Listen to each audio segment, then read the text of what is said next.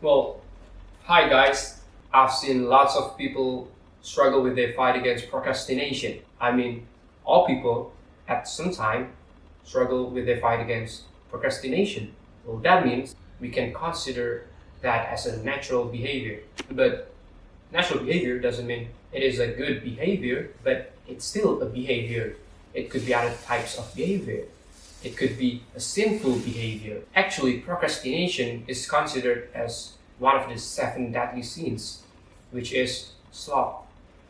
You know, that animal. And because of that, I want to share a little bit with you guys what I thought could be one of many ways to make your fight against procrastination a little bit easier.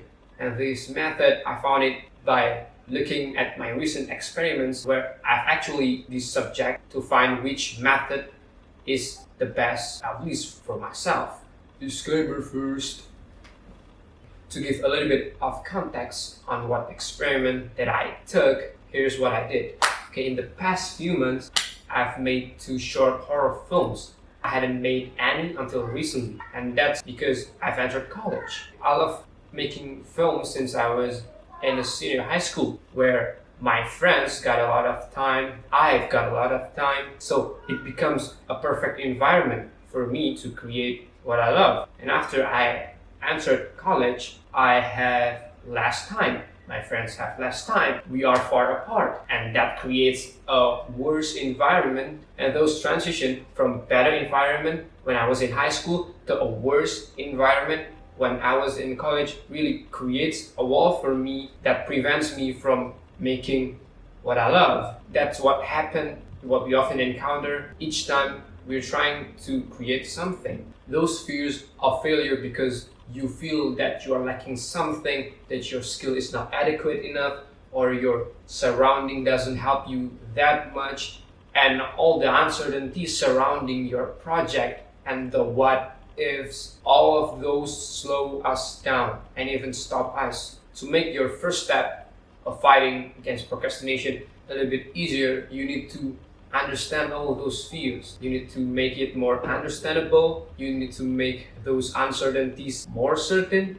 And you can do that by understanding yourself, what you are capable of, what you are not capable of, what you have and what you don't have. And also the environment, how those environments affect you, whether it is in positive way or negative way. We need to understand all of that. And that's what we are going to do. We are going to do a reality check. Yes, that's the first step. This process, as I said earlier, it focuses on the understanding of who you are and how your environments and surroundings affect you both in positive and negative ways. And the way we can understand those is by being realistic. We need to acknowledge our weaknesses, but we also need to acknowledge our strengths. And we also need to open our eyes more, because there might be aspects that you might not think of, and it could help you, but it could also be a potential problem that might prevent you from making what you love. And after understanding all of that, we need to put those in one place.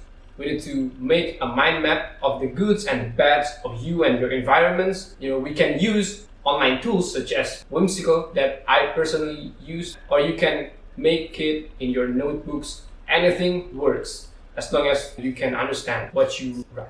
As a start, you need to separate the goods and the bads, and that means you need to separate your mind map into 2 sections, the goods and the bads. It can be upper and lower, it can be left and right. That's up to you. And let's say you want the goods to be on the left side.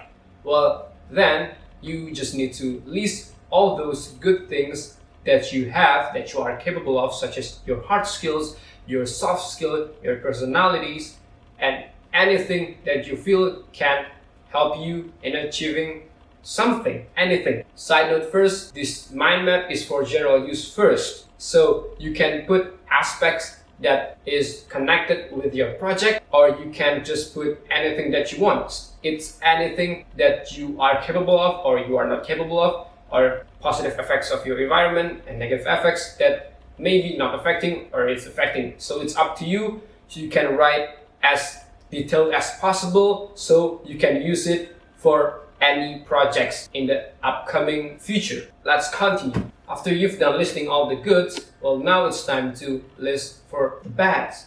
Well, here you can just write down all your fears, all the what ifs, all the uncertainties, okay, something that you're lacking. It can be hard skill, it can be soft skill, it can be a personality that you hate or you don't have. It can also be negative aspects that your environment bring. Anything as general as possible. So for my case, it can be, I have no editing skill maybe, or I don't have any friends, or even if I have, my schedule and theirs are not the same. It's different. Well, I almost have no budget because I'm a college student, and also I'm afraid of sharing anything to public. So that's a problem. That's a big problem. So now it's time to write yours. Now that we've done the general mind map of ourselves and our surroundings, now we need to connect the dots from ourselves and our environment to our project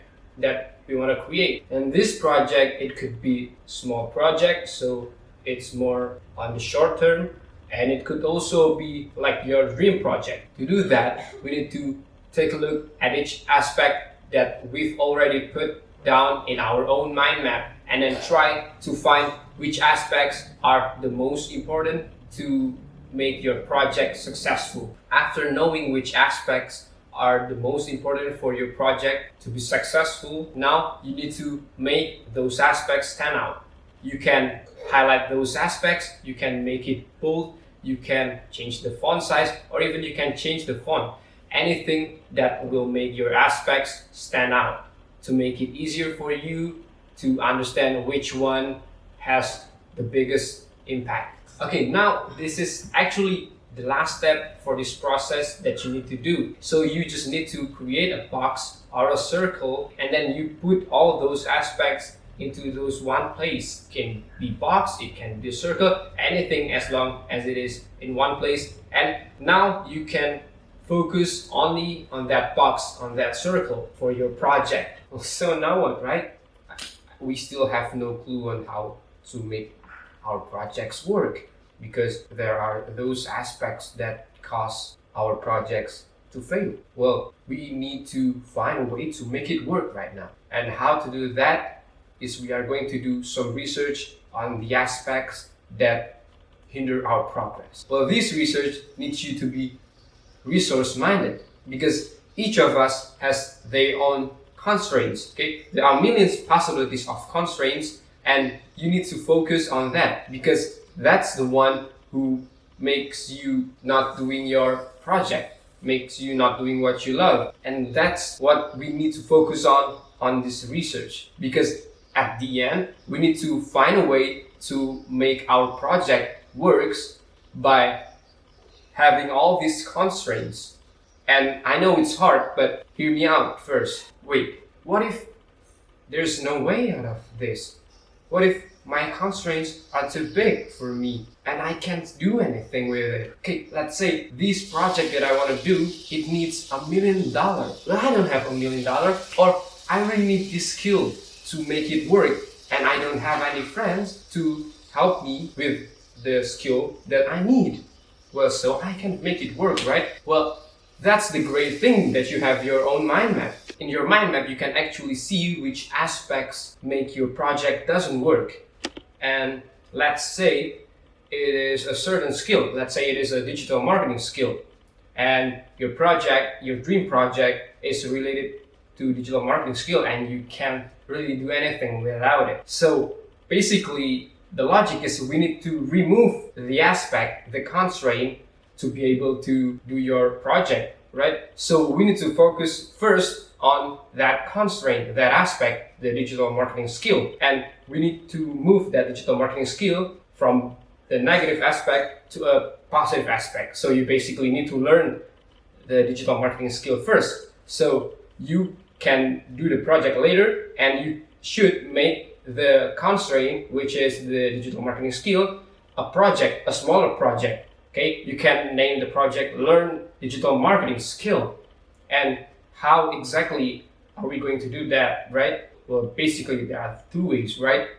The paid course and the free course. And maybe the paid course gives you a better knowledge, a deeper knowledge, but you don't have the money. So the money becomes the constraint, and you can't do it without the money, right? And maybe you need a basic understanding first, so you can catch up with the paid course. So let's try to make those constraints from negative aspects to the positive aspects. Again, we can do that by making those constraints our projects. So basically we create smaller goals, which is learning from free courses, maybe in YouTube or in, you can just Google it. And one is you trying to save to pay the paid course.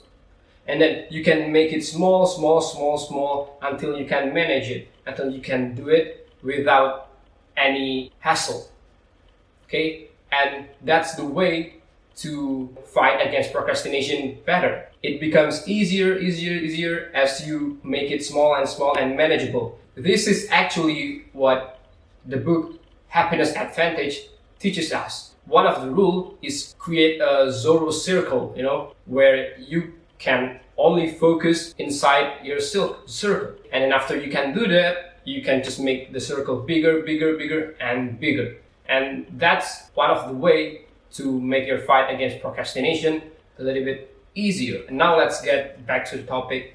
What if your constraints are manageable? The first thing you need to do is to make a list. You need to rank from the most problematic to the less problematic. So for this, I'm going to use my project, which is the 2 short films that I made, because there are too many constraints, possibilities, and that's hard. You can take some of it from my experience. So basically I have 3 big problems.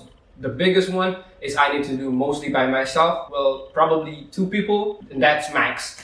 And also the second one is I need to make it with really low budget. And then the third one is I need to do it at my house, because I don't have the time to search for locations. And then you just need to search the solution from the biggest one, and that's the how to make a film mostly by myself. So I'm searching on YouTube things like how to make film alone, how to do one-man filmmaking, and sort of that. And after hours, I found the answers. All of the technical stuffs, I get it, and I can possibly do it. So that's done. So for the second and the third biggest problem, I actually remember that there is this guy that broke into the Hollywood by making short films in YouTube.